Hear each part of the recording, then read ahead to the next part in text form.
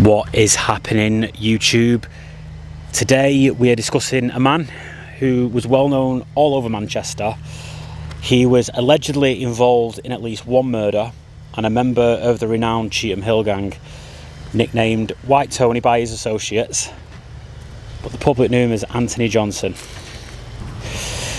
Anthony Johnson was born on July 22nd, 1968, and he was brought up in a home marred by tragedy.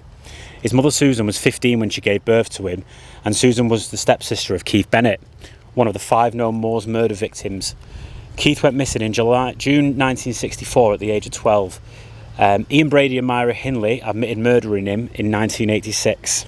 Susan's father, Jimmy Johnson, was the husband of Keith Bennett's mother, Winnie, and had been treated as a suspect over his stepson's disappearance for several years. For most of Johnson's childhood, he lived with his step-grandmother in Aston Avenue, Fallowfield in South Manchester. Johnson became known for his brazenness and fighting skills. On one occasion, Johnson was with a friend at the Arndale shopping centre when 2 youths attacked his friend. Johnson's friend later said Tony didn't hesitate, he just went straight into them and the bloods backed off. Adding that he had no fear at all, Johnson left school by the age of 16 in 1984 and he began working as a window cleaner and glazer. But it didn't last long, because by 1990, Johnson was driving a Ford Sierra RS, and that was worth around 20 grand at the time, while also claiming benefits, which began to arouse suspicions. This was confirmed when his grandmother's house was raided by police. He befriended Tony Mackie, often called Black Tony, as well as the Adetoro brothers, who would later become famous for their shootout with police on the M6 in April 2000. The Cheetham Hillbillies gang operated in the Waterloo estate in the 1980s and 1990s, and the gang specialised in robberies, pushing drugs in clubs and violence. Johnson had long been affiliated with the Cheetham Hill gang, and he began as quite a lowly member, committing robberies, things like that, and allegedly gang member killings. His nickname was White Tony, and it was a reference to his race while in a predominantly black gang. He was involved in the killing of a 26-year-old rival gang member, Anthony Sketch Gardner, on Saturday the January 9th, 1988. As Gardner drew up outside the shebeen, Johnson reportedly stepped out of the shadows, pulled out a sawn-off shotgun from under his coat, pressed it against Gardner's chest and fired. Hearing the shots and believing the police had arrived, customers poured out of the shebeen, throwing their drug stashes into the street. Now, Johnson then became the driver and bodyguard for the then leader of the Cheetham Hillbillies. In February 1990, the Pepper Hill mob lost 1.5 kilos of heroin from a contact the gang had in London. 2 people carrying the heroin were arrested, and the heroin was seized, which led to a drought of heroin in Manchester. Johnson moved on this vulnerability, which led to a Cheetham Hill Moss Side gang war. Later, the Hillbillies gunned down the leader of the Pepper Hill mob, Delroy Brown. Also in 1990, Johnson was spotted by police in Kevlar vests with the semi-automatic firearms, and this was a major discovery for the police, as they previously had little knowledge of the weapons and equipment used by the gang in Manchester. The police then began multiple operations to seize guns and drugs from the Hillbillies, which had little impact overall.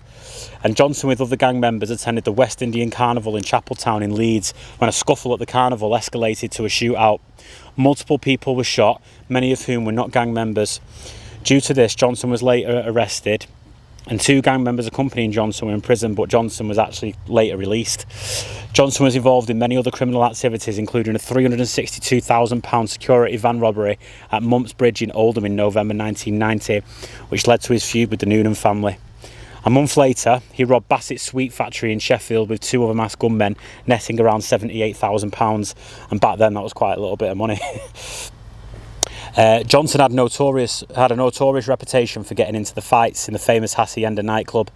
A respected doorman who was able to keep a lid on the Manchester gangs had left the club and replaced with a London firm 2 weeks prior, and 2 weeks after the replacement, Johnson threatened one of the doormen with a gun. Tony Wilson was so aggravated by the gang attacks, mainly from Johnson, that he agreed to close the Hacienda. However, with the help from the police, it then reopened, but the Cheetham Hillbillies resumed their attacks on the club goers and staff. On one occasion, Johnson grabbed the microphone and stated that, and I quote, "top dog." At a New Year's Eve party in 1991, a gun-toting 22-year-old Johnson threatened some of Desmond Noonan's successors. I've also done a video on Desmond Noonan, so check in the description for that link. At the Hacienda.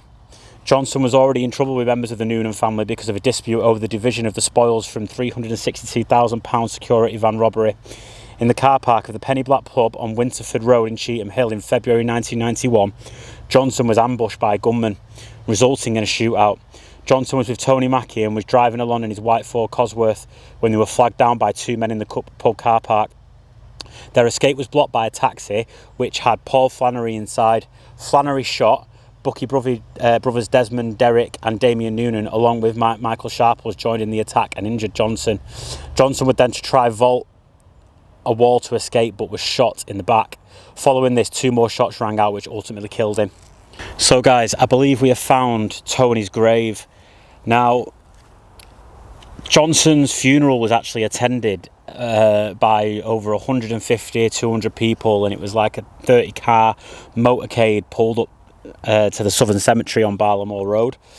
The Noonan gang was tried twice for Johnson's murder. The first trial in 1992 collapsed, while the second in 93 ended in acquittals. Johnson was survived by 3 children. Now it says on here, in loving memory of Anthony James Johnson, born 22nd of July 1968, died 22nd of February 91, aged 22 years.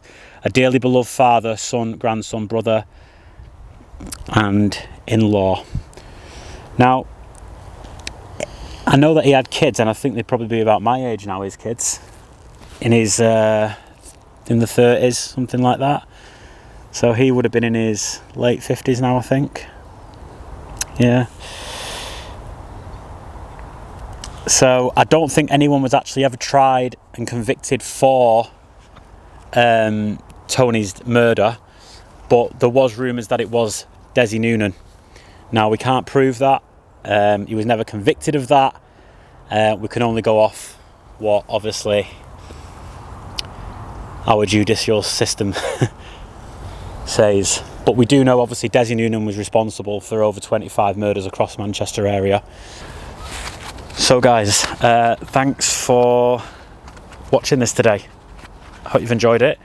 If there is anyone that you would like me to see, please put in the comments. This was a request by one of my subscribers. So yeah, make sure you like, share, subscribe, hit that bell so when another video comes up you get a notification. Let's wrap this up. I'm out.